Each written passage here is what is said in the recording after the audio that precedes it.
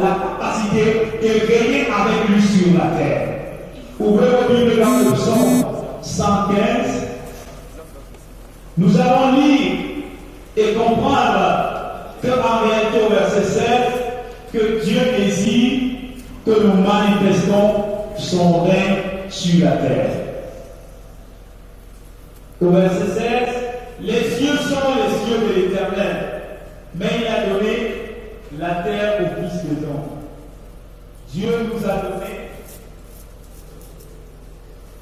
Mon micro là, ça fonctionne. Dieu nous a donné la terre pour régner avec lui sur la terre.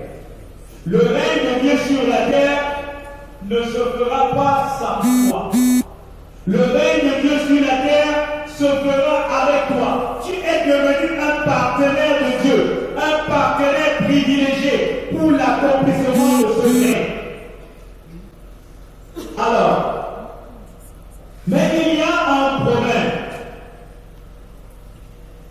Le règne nouveau, ou le nouveau règne dont il est question, consiste non seulement à éclairer les ténèbres, mais à faire reculer les ténèbres, ou à annuler l'action des ténèbres. Donc lorsqu'on parle du nouveau règne, il s'agit que tout ce qui est source ténébreuse cesse de se mouvoir, cesse d'agir. Quand Dieu a créé le monde était dans un chaos, ce qu'on appelle le tohu. Et les ténèbres régnaient, étaient à la surface de la vie. Autrement dit, Dieu a fait jaillir la lumière pour faire reculer les ténèbres. Ouvrez vos Bibles dans 2 Samuel 22, le verset 29. Celui qui l'a trouvé peut lire pour nous.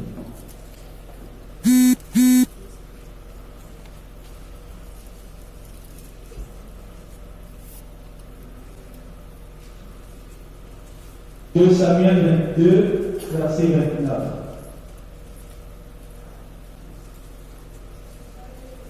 Oui.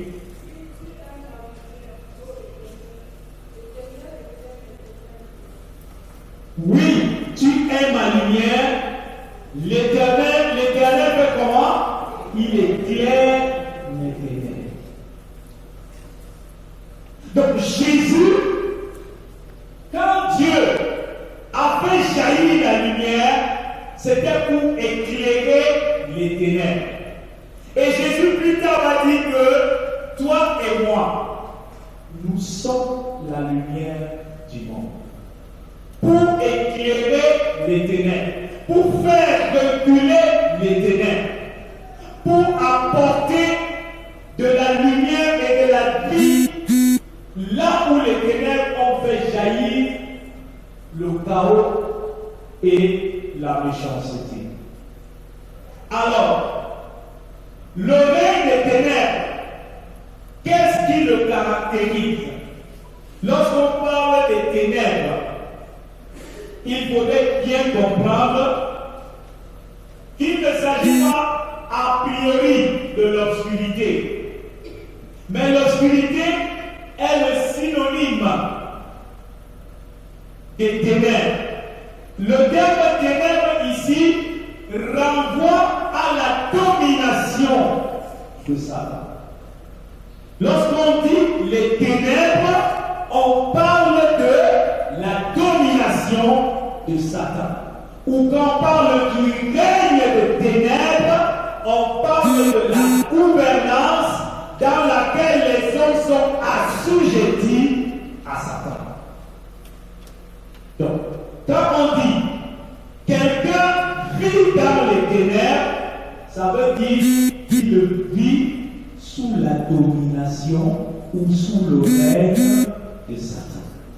Et le règne de Satan est manifesté par le péché. Le péché est l'expression de la gouvernance de Satan, du règne de Satan.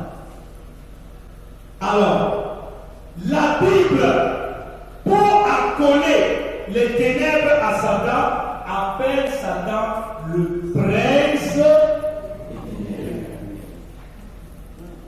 Le prince, ça veut dire que s'il a son royaume des ténèbres, il en est la principauté qui gouverne.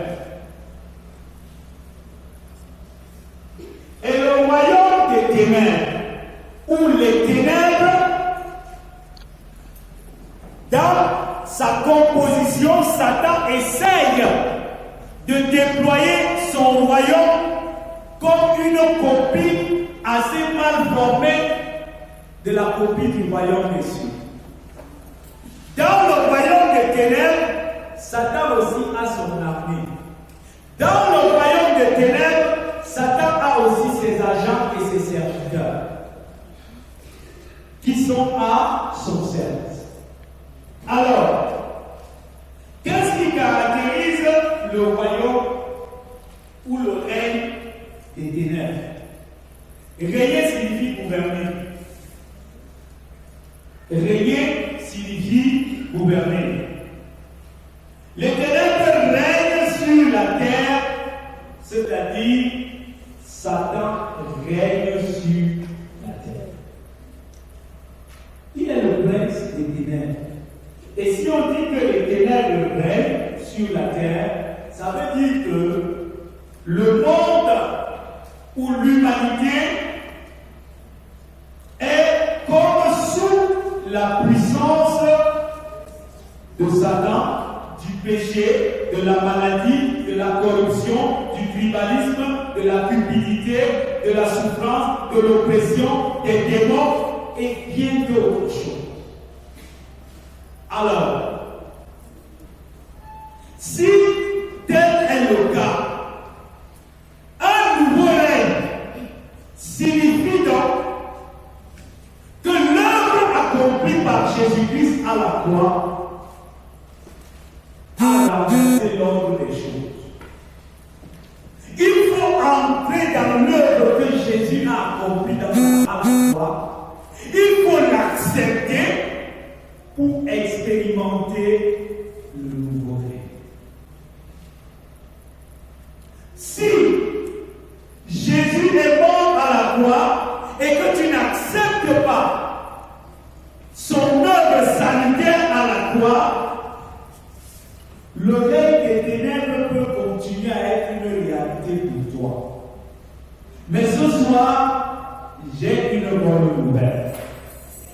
La bonne nouvelle, c'est que plusieurs personnes qui étaient assises dans les ténèbres ont vu jaillir une grande lumière. Jésus-Christ, cette véritable lumière. Mais avant d'y arriver, que produise le règne des ténèbres? J'ai dit tantôt que le règne des ténèbres à la base, c'est le péché. Et le péché produit quoi? La mort. Le péché produit quoi? La souffrance. Le péché produit quoi? Les inimités. Le péché produit quoi? L'oppression. Est-ce que vous savez pourquoi c'est dans l'obscurité, c'est-à-dire que c'est dans la nuit, ou bien dans la nuit avancée, les choses des ténèbres n'ont cours que dans la nuit? La plupart se manifestent que dans la nuit. Parce que Satan aime les choses, il a horreur de la lumière. Priez pour quelqu'un qui est possédé. Quand vous voulez qu'elle soit libérée, vous demandez d'ouvrir les yeux, de fermer les yeux. Parce que votre lumière, la lumière de Christ en vous le bruit. Et Satan peut la maintenir dans les ténèbres. Donc il faut comprendre que le règne de l'oppression, de la souffrance, c'est le règne des ténèbres. Et les ténèbres règnent pourquoi? En réalité, Satan ne ne règne pas parce qu'il est fort. Non. Satan règne tout simplement lorsqu'on lui donne le droit de régner.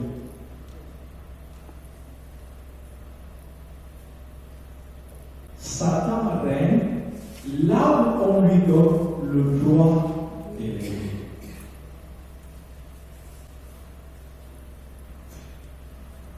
Dès que tu mènes une vie de fornication, tu donnes le droit à Satan de régner dans ta vie.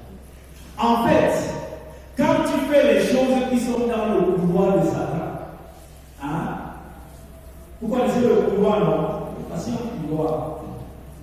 Si ça c'est le pouvoir de Satan, tu commences à faire les choses qui sont dans ce pouvoir, tu vas vivre dans ce pouvoir.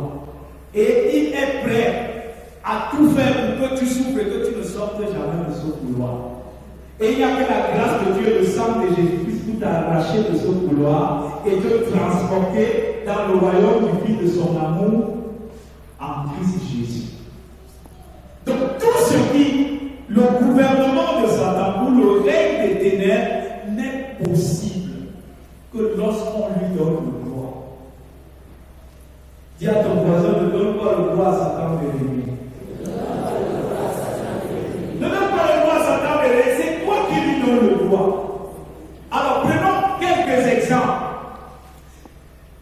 Dès que tu fais la corruption, tu as donné le droit à Satan de régner. Et il a un droit légal. Le péché lui donne un droit légal. Quand tu vis dans le mensonge, tu donnes le droit à Satan de régner. Quand tu fréquentes les marabouts, les sorciers, tout ça, tu lui donnes le droit de régner. On appelle ça le droit des ténèbres, le droit de l'aveuglement. Et c'est pourquoi vous allez voir, plus vous vivez dans le péché, la chose semble normale. Et vous trouvez même anormal que les autres ne vivent pas comme vous. N'est-ce pas qu'à Cameroun, on trouve que c'est anormal de ne pas faire la corruption, non? N'est-ce pas qu'on trouve au Cameroun que c'est anormal qu'une jeune fille à 18 ans soit vierge, n'est-ce pas? Oui, on va trouver que c'est anormal. Quand vous êtes avec vos camarades, dès que vous dites que vous n'êtes plus, vous ne connaissez pas, tu es comment? Parce qu'on trouve que c'est anormal. Satan nous laisse croire que ce que Dieu a prévu, on appelle ça la puissance des ténèbres d'aveuglement.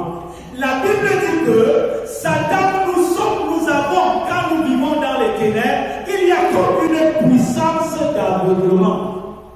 C'est comme si nous voyons, mais nous ne voyons pas. Il nous a aveuglés.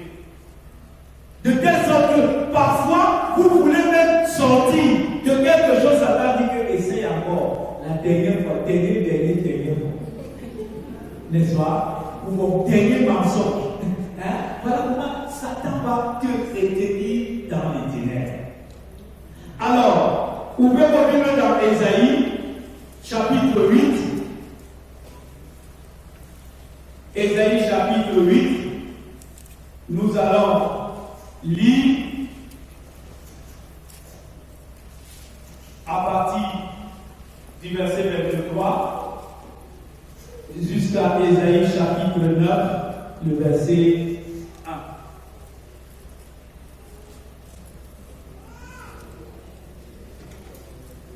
Je vous situe dans le contexte. Le peuple d'Israël vivait dans les ténèbres. Le peuple croupissait dans la misère, dans les calamités, dans la corruption. Et Dieu se lève. Je t'assure que si Dieu ne se lève pas sur ta vie, les ténèbres vont t'engloutir. Heureusement que Jésus s'est levé à la croix pour mettre fin au règne des ténèbres. Voici ce que Dieu dit dans Ésaïe 8 à partir du verset 23. Mais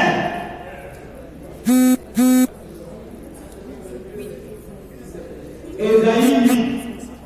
Alors, on va trouver verset 23.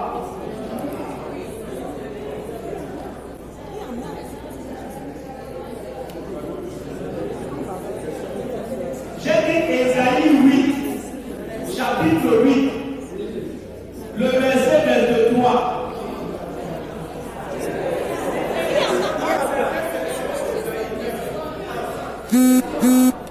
Je précise bien, je suis bien conscient de ce que je dis.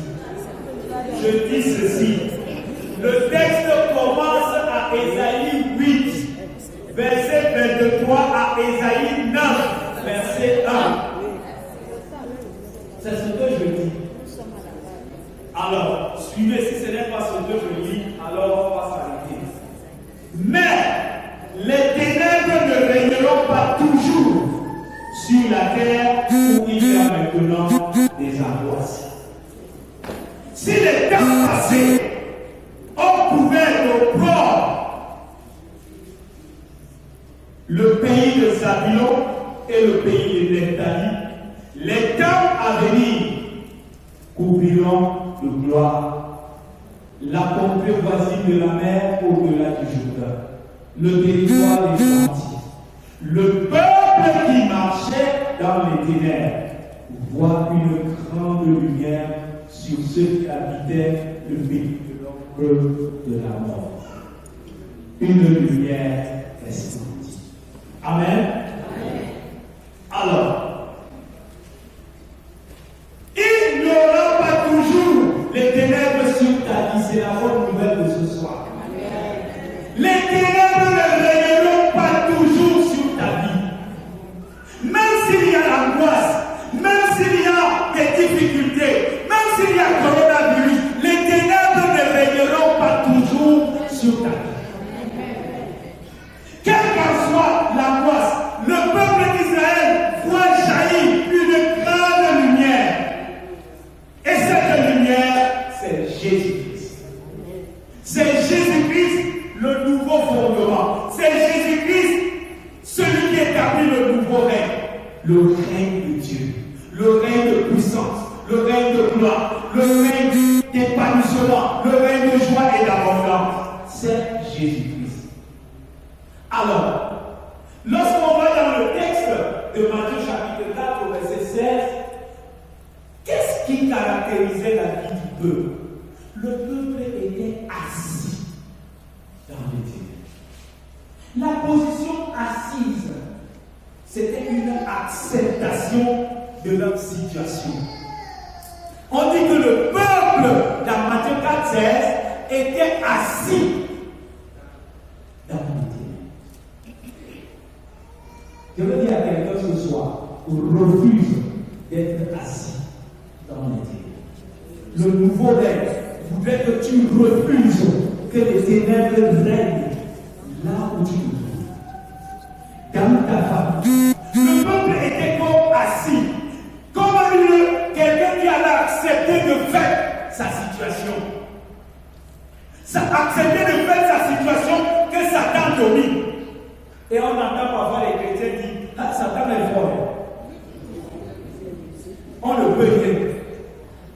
Ce soir, retiens que c'est le plus faible. C'est un peureux. C'est toi qui es fort. C'est Christ en toi qui est fort. Refusez d'être assis dans les ténèbres. Alors, lorsqu'on est assis dans les ténèbres, qu'est-ce qui se passe? Lorsqu'on est assis dans les ténèbres, on a tendance à contredire tout ce qui vient de Dieu. Les ténèbres ont pour ceci de repousser ce qui vient de Dieu. Les ténèbres, lorsqu'elles couvrent une nation, on appelle le mal bien. Lorsque les ténèbres couvrent une nation, le mal est changé en bien. Ou bien le bien est changé en mal. Si tu vois un pays ou une nation, une famille, où malgré le bien qui est fait, on ne dit que le mal, c'est les ténèbres là-bas. Le ténèbre couvre notre nation. Les ténèbres couvrent certaines situations dans notre pays. Le système éducatif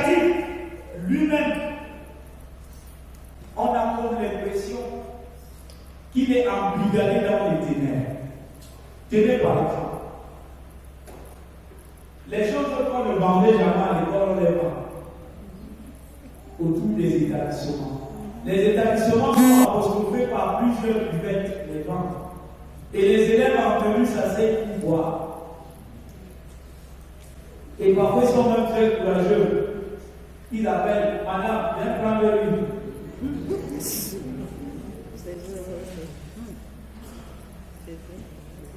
Voilà la situation. C'est la situation qui traduit les ténèbres. Les ténèbres, c'est la violence dans nos établissements. Des enfants qui sont capables de poignarder leurs enseignants. Des enfants qui sont capables de cravater leurs surveillants et de le séquestrer. Ça, c'est le règne des ténèbres. Ça, c'est le règne des ténèbres. Les ténèbres se caractérisent dans notre nation par des crimes rituels.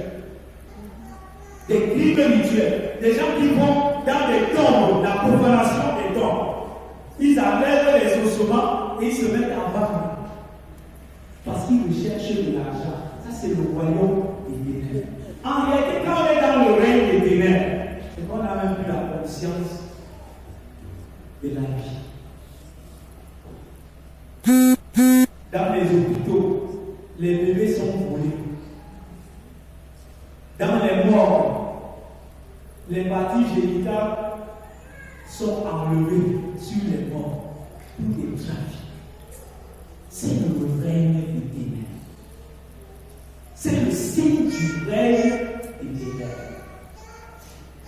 En fait, lorsqu'on parle du règne des ténèbres, il s'agit d'une gouvernance influencée par Satan. Et si vous voyez des personnes qui ne peuvent pas se retenir, qui ne peuvent plus se taire lorsque les gens meurent, qui ne peuvent pas s'élever pour sauver la vie, ça signifie qu'on n'est pas très loin du règne des ténèbres. On n'est pas très loin du règne des ténèbres. Et toi, tu as l'obligation de te lever parce que Dieu dit maintenant, les ténèbres ne régneront pas toujours. Et pour que les ténèbres ne règnent pas toujours, j'aime cette pensée de Albert Einstein. Cette pensée m'a toujours marqué. Il disait, en réalité, l'obscurité n'existe pas, c'est la lumière qui existe. L'obscurité n'est autre chose que l'absence de lumière. Le froid n'existe pas, le froid n'est que l'absence de chaleur. De même, le mal n'existe pas, le mal c'est simplement l'absence de Dieu. Les ténèbres, c'est l'absence de Jésus-Christ. Les ténèbres, c'est l'absence du règne de Dieu. Si les ténèbres ont régné jusqu'à présent, c'est parce que toi et moi, on a toléré sa présence. Toi et moi, appelés à être véritable lumière, nous n'avons pas fait ce que tu attendais de nous. Si les ténèbres ont continué à régner, ça suppose que les chrétiens, quelque part, ont échoué pour manquer à leur devoir. Ça signifie que les chrétiens que nous sommes, nous avons refusé d'éclairer. Nous avons refusé d'éclairer et nous nous sommes contentés de subir la domination des ténèbres. Regardez dans nos structures de gouvernance. Combien de chrétiens ont la courtoisie, la politesse de dire à un supérieur hiérarchique que telle décision ils ne peuvent pas suivre.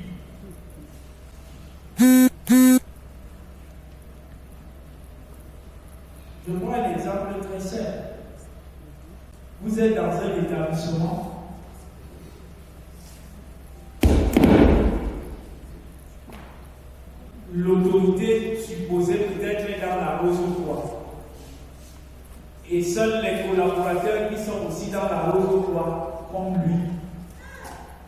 bien vus, ont des facilités, ont des missions, par-ci, par-là, et vous n'avez rien. Vous êtes même le plus ancien.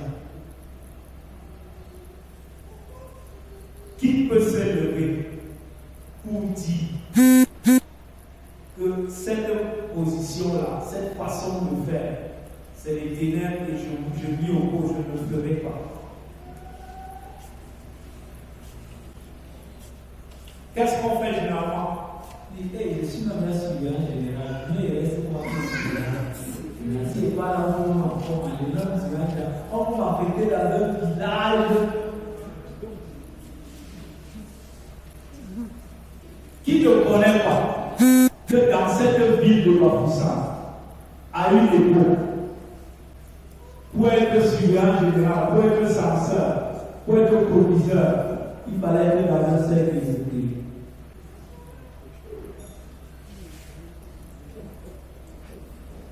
Moi, je connais ça depuis que j'étais à l'école. Je connais. Puisque j'en ai délivré des gens. On leur a posé la condition pour qu'on leur donne, ils ont refusé. On a commencé à les torpiller à cause de leur foi. Lorsque les ténèbres prennent du pas, c'est. Parfois, nous regardons ce que nous allons perdre entre guillemets. On nous a contaminé avec les mentalités, la chair là où elle est attachée, n'est-ce pas? Il ne faut pas qu'ils perdent vraiment mes avantages ici. J'accepte de perdre mes avantages vu que le royaume des ténèbres recule. J'accepte de perdre des privilèges pourvu que le royaume des ténèbres recule. Jésus a dit à son sujet lui-même: je suis la lumière du monde. Jésus n'est pas la lumière de l'Église, il est la lumière du monde. Et s'il est la lumière du monde, c'est pour que les ténèbres reculent. Dans l'Église également, plusieurs personnes vont même se prosterner dans le royaume des ténèbres. Certaines personnes pour chercher des postes, des ascensions. Les batailles que nous connaissons dans l'Église sont des batailles tout simplement parce que des personnes veulent se positionner, veulent manifester la gouvernance qui ne sied même pas peut-être à Dieu, qui n'a rien à voir avec Dieu. Et c'est toute la bataille. Jésus est la lumière du monde. Sa seule présence. Regardez lorsque Jésus se trouvait devant un démoniaque, sa seule présence manifestait déjà la lumière. C'est ce que Dieu attend de chacun. Que lorsque tu es quelque part, quand les gens commencent à faire le Congo, ça tu arrives, tout s'arrête. Quand tu es quelque part, les garçons commencent à faire des causeries bizarres sur les filles. Quand tu arrives, non, on arrête. On dit la Bible est arrivée. Ou bien le pasteur est arrivé. Ça veut dire la lumière est là. Ceux qui sont parfois dans les ténèbres ont conscience de leur vraie nature et de leur identité. Et ils savent qu'il y a une différence entre nous. Et la différence ne peut s'opérer que si tu manifestes les signes du règne de Jésus-Christ. Alors, Jésus ne nous appelle pas à passer le temps à critiquer les chrétiens. Aujourd'hui, ça c'est le travail des ténèbres. Et Satan excelle dans l'église avec ce genre de choses. Vous voyez, les pasteurs passent le temps à se critiquer, à se critiquer, à se critiquer. Les frères même dans l'église passent le temps à se critiquer. On fait le travail de Satan.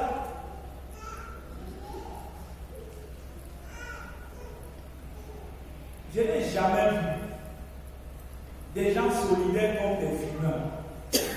Ça, c'est la mauvaise solidarité. Les gars sont solidaires dans le péché aux gens que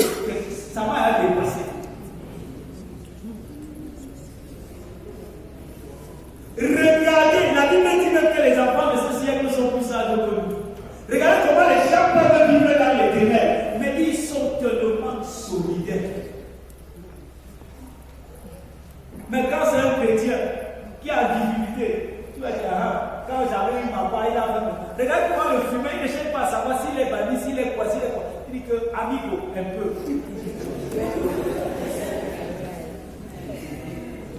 Regardez comment les gens sont solidaires dans le péché. Mais les chrétiens, c'est la critique. C'est la critique. Ton frère est en train d'être élevé, tu critiques. Il fait quelque chose qui glorifie Dieu. Tu dis que mon frère, il prie plus que les autres. Et là, Satan se réjouit. Il se réjouit. Donc lorsque nous parlons du règne de Dieu, du nouveau règne, c'est aussi abandonner ses attitudes de péché. Même les ennemis de Jésus étaient convaincus qu'il avait en lui la lumière, qu'il était dans la vérité. Lorsqu'il vient voir Jésus, on sait que tu enseignes dans la vérité. Que tu es. Donc ils le reconnaissent. Est-ce que les gens en te voyant vivre peuvent dire, nous on sait que toi tu ne fais pas telle chose. Nous on sait que toi tu ne peux pas faire telle chose. Nous on sait que tu ne peux pas aller verser l'huile sur l'écran. Nous on sait qu'on ne peut pas venir te demander l'argent pour aller faire un sacrifice au village. Est-ce que les gens peuvent dire ça comme sujet? Est-ce que les gens ne peuvent pas dire ça comme sujet? C'est qu'il faut te poser la question si toi tu es dans les ténèbres ou bien si tu es dans la lumière. Alors, Jésus, dans son enseignement, quand il était avec ses disciples, dans Matthieu chapitre 5, il leur donne leur identité. Matthieu chapitre 5, à partir du verset 13 jusqu'au verset 16, nous allons lire. Matthieu chapitre 5, verset 13 à 16.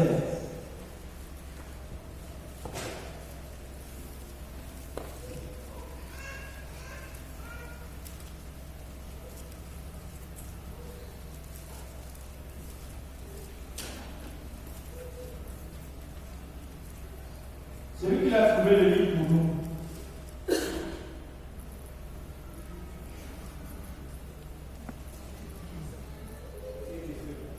Vous êtes le sel de la terre, mais si le sel perd sa saveur, alors qu'on la met dans le menton, il ne sert plus qu'à être jeté dehors et foulé aux pieds par les hommes. Vous êtes la lumière du monde. Une ville située sur une montagne ne peut être cachée. Et on n'allume pas une lampe pour la mettre sous le boisseau, mais on la met sur le chandelier et elle éclaire tous ceux qui ne sont pas dans la maison. Que votre lumière puisse ainsi devant les hommes, afin que nous faisons bonnes œuvres et qu'il glorifie votre Père qui est dans les cieux. Alors, je vais poser 3 questions. Vous êtes quoi? Vous êtes encore quoi? On allume une lampe pour la mettre où? Pour qu'elle fasse quoi? Elle éclaire qui? Non, répondez comme le texte dit. Elle éclaire qui? Tous ceux qui sont dans la maison. Votre lumière doit allumer pour que quoi? Pour que qui soit glorifié? Pour que Dieu soit glorifié. Vous êtes la lumière du monde. Dieu dit qu'en tant que son enfant, m'engagez pour établir le nouveau règne. Et ce nouveau règne viendra parce que tu es la lumière du monde. Tu es la lumière du monde. Tu as reçu cette lumière de qui? De Jésus, la véritable lumière qui, en venant dans le monde, éclaire tout homme. Jean chapitre 1, verset 6 à 9. Jésus est la véritable lumière qui, en venant dans le monde, éclaire tout homme. Et Jésus est la lumière du monde. En tant que son enfant, tu es la lumière. lumière.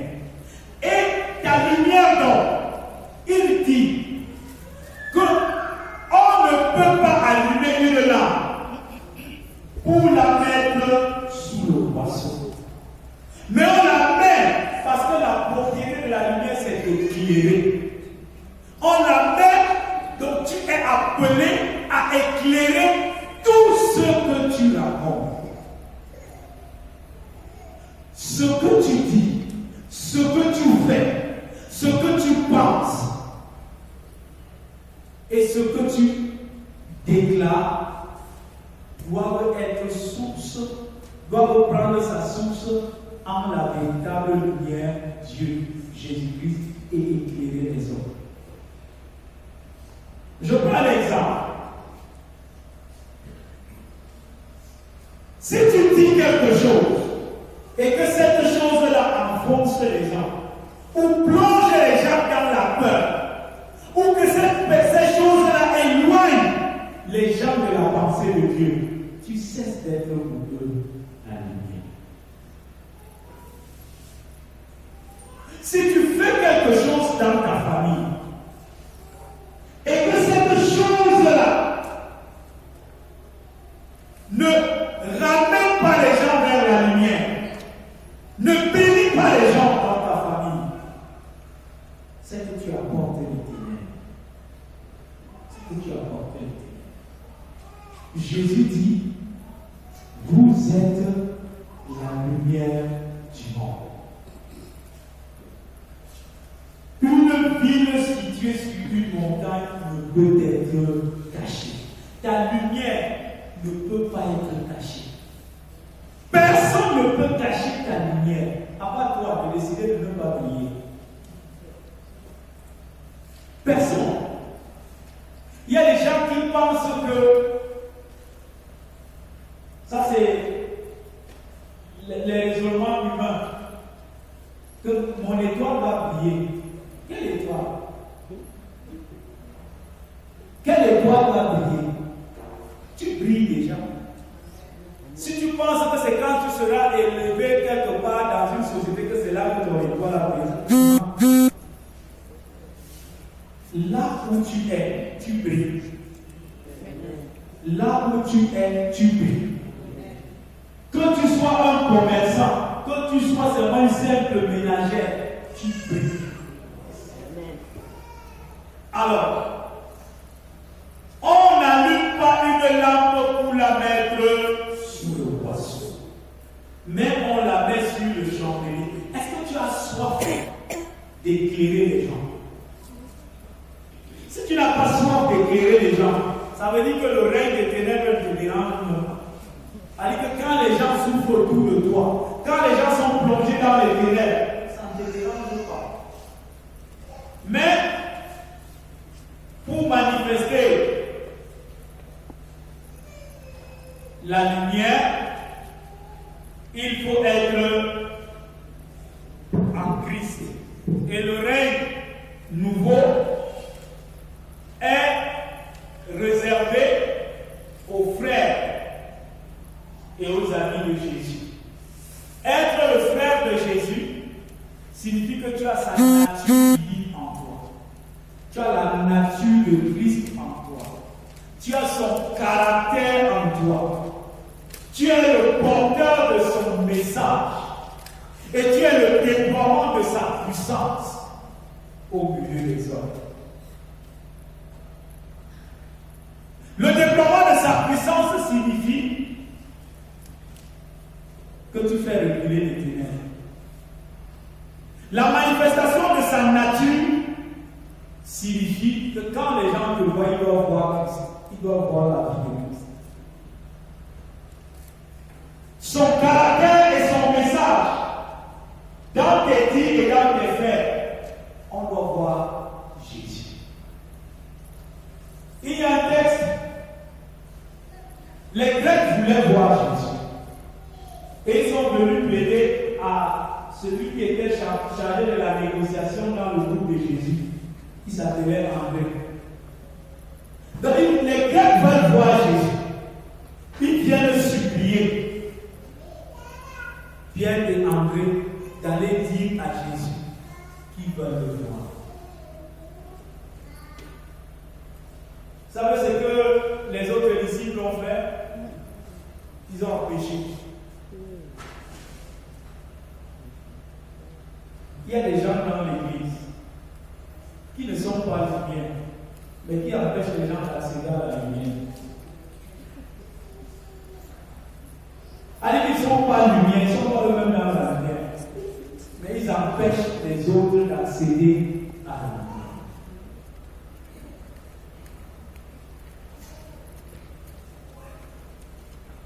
Le règne nouveau passe par la reproduction de la personne de Jésus et la multiplication des personnes qui ressemblent à Jésus. Chaque jour de ta vie, si tu ne fais pas l'effort, tu ne t'investis pas à multiplier les personnes qui ressemblent à Jésus, j'ai peur que tu existes sans vie. Le règne nouveau passe par la reproduction de la nature de Jésus et la multiplication des personnes qui ressemblent à Jésus.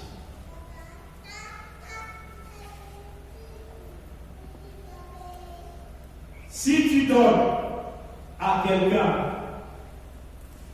l'argent, les voitures, les maisons, sans lui donner Jésus, sans manifester pour lui la lumière de Jésus, tu lui as donné tout sauf rien.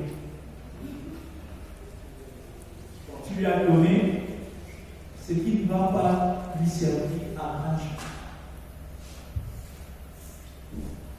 Le règne nouveau se manifeste par la production de ce que Jésus est, par la multiplication des personnes qui ressemblent à Jésus. Que dit le proverbe? Je termine par là. Le proverbe nous dit, proverbe terminé,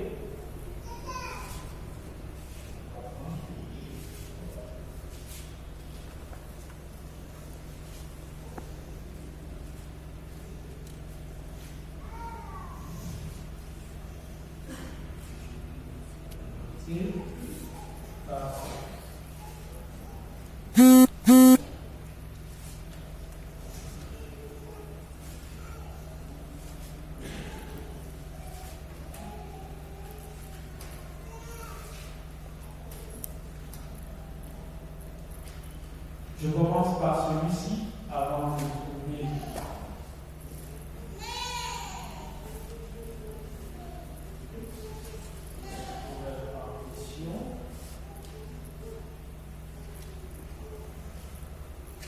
Proverbe 14, verset 15.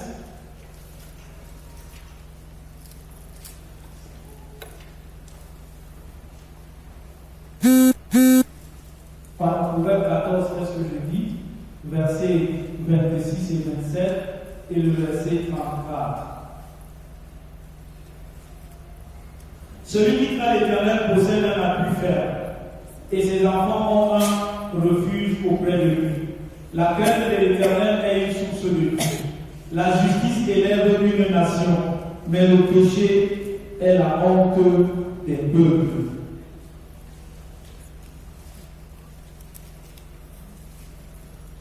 Le proverbe que je cherche, lorsque le proverbe dit que, proverbe 29, verset 2.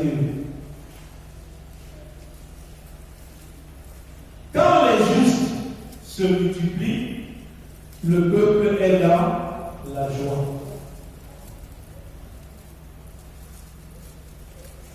Quand les justes se multiplient, le peuple est dans la joie.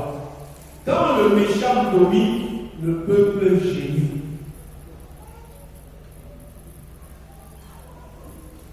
Quand les justes se multiplient, le peuple est dans la joie. Quand le méchant domine, le peuple gémit. Si tu ne veux pas gémir, il faut être juste. Et il faut que les justes se multiplient. Et que la justice de Christ en toi te donne de multiplier les justes. Afin que le peuple soit toujours dans la joie. Amen. Amen. Nous allons lever pour la prière.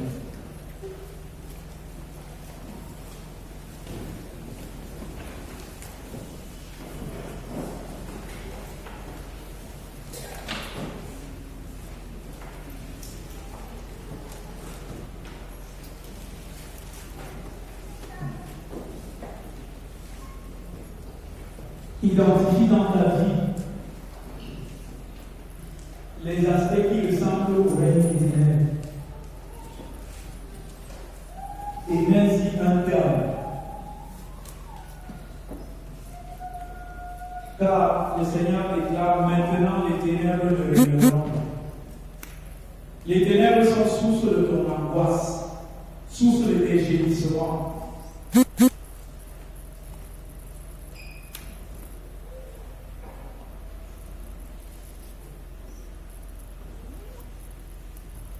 Quand Jésus mourait, il y eut des ténèbres pendant 3 heures. Et dès qu'il est mort, la lumière est revenue. Signe de ta libération. Vois Jésus comme celui qui fait reculer les ténèbres.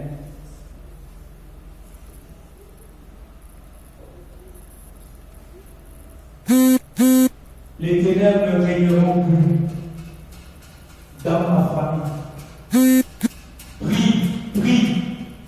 Dis au Seigneur, je veux voir ta lumière.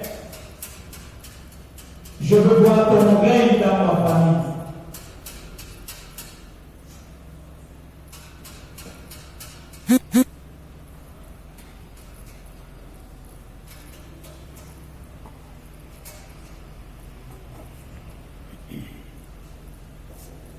Dis à Jésus-Christ de gouverner ta vie.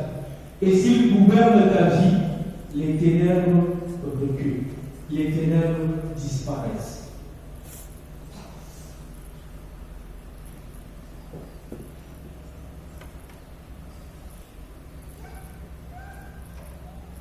Mais il faut traiter avec le péché. Regarde même les péchés que tu tolères. Tu es parfois indifférent quand les gens commettent le péché. Ça ne te dit rien.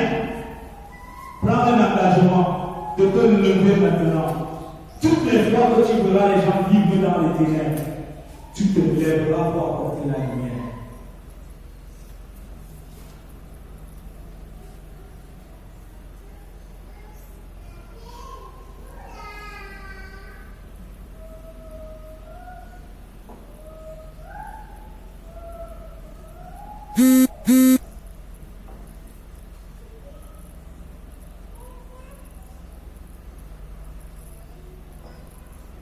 Dis à Jésus de venir dans tes ténèbres pour t'éclairer.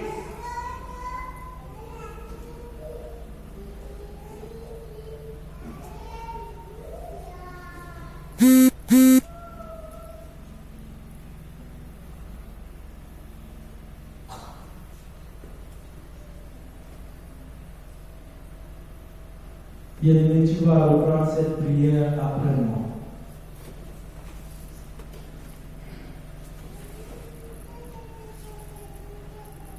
Seigneur Jésus-Christ, merci parce que tu m'aimes. Et tu fais de moi la lumière pour le monde.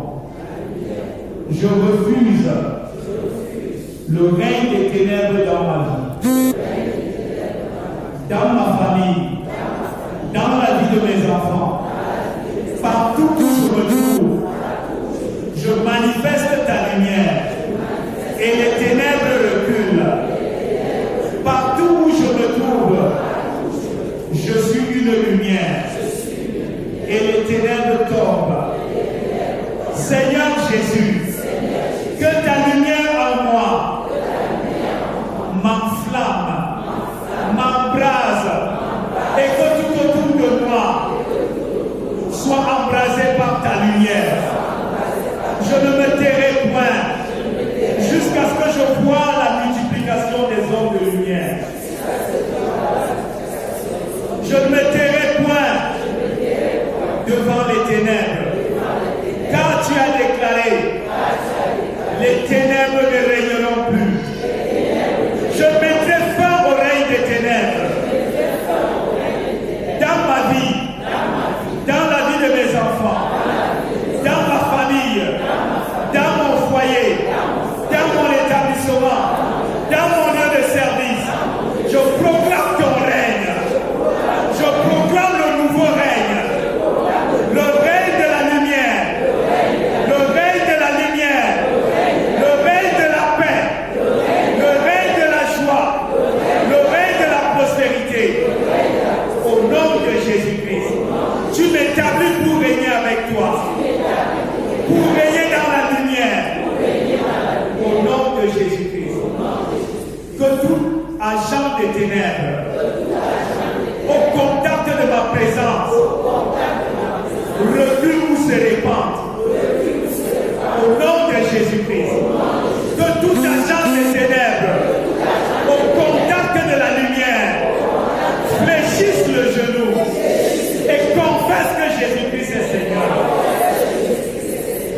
Merci Seigneur parce que tu m'as établi pour régner. Au nom de Jésus-Christ. Amen. Veuillons nous asseoir.